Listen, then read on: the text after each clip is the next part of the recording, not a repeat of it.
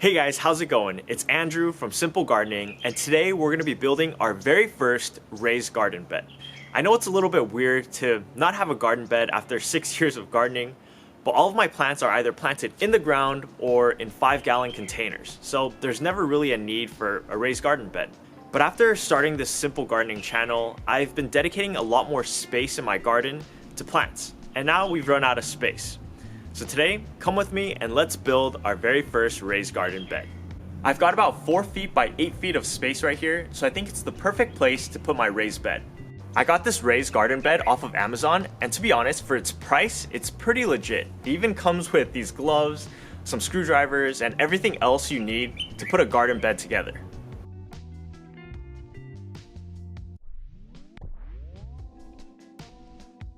So I've got the rounded edges done now, and it was a lot easier than I thought it was going to be. I've always been dreading the process of putting a raised garden bed together, and just screwing in a few screws to put the panels together was extremely simple.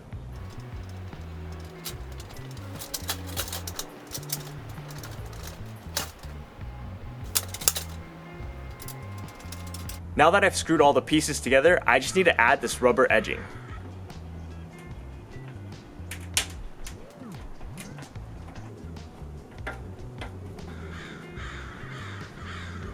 It's day 2, the sun is out, and you can see that we're back to working on our raised garden bed. I got a little bit excited and started putting some stuff in, so let's go check it out. You might be wondering why I added the cardboard, the branches, and all of the dead leaves. Well, there's a perfectly good explanation for that. Let's start with the bottom layer, the cardboard. So the purpose of the cardboard is to prevent weeds and grass from coming up underneath the raised bed. We don't want a random weed growing up from the bottom of the ground all the way up and making it impossible to pull out. And now the branches. The branches provide a sort of structure for the bottom of the raised bed. And it also fills up space so that you don't have to spend as much money on soil. It doesn't break down as easily as leaves, which means that the soil doesn't sink as quickly. And lastly, the leaves. The leaves are kind of like the branches, but they're much more easy to break down, which means those nutrients that the bacteria break down go back into the soil more quickly. The only problem with them is that because they're easy to break down, the soil starts to sink a little bit quicker. Most of my branches come from trimming my fruit trees, so they're longer and thinner than you usually see people put in their raised bed.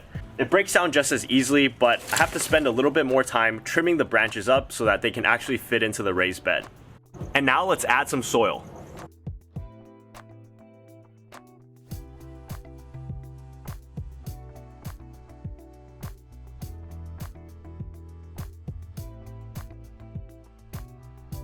Good thing I've got all this soil to fill the secondary layer. Let's see if it's enough.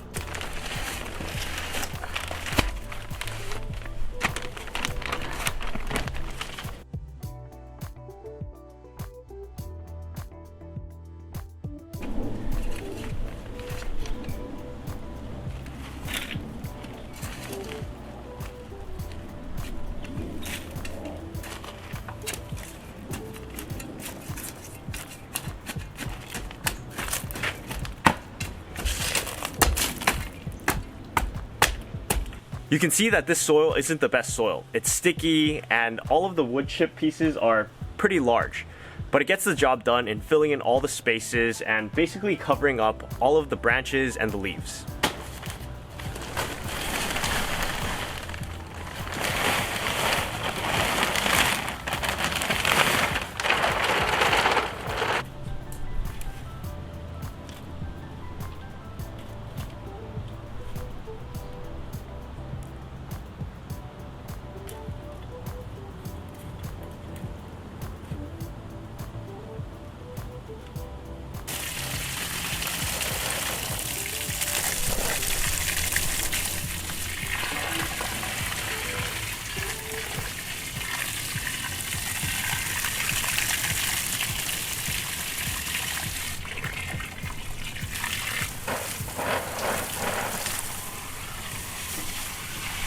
And that's it.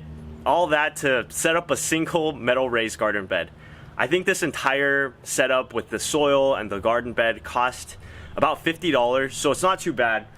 But I'm expecting to use this for at least 5 years, maybe 10 years if we keep it in good condition. I hope you enjoyed this process from putting the garden bed together and filling it with soil. But as I always say, keep it simple in the garden and keep on growing.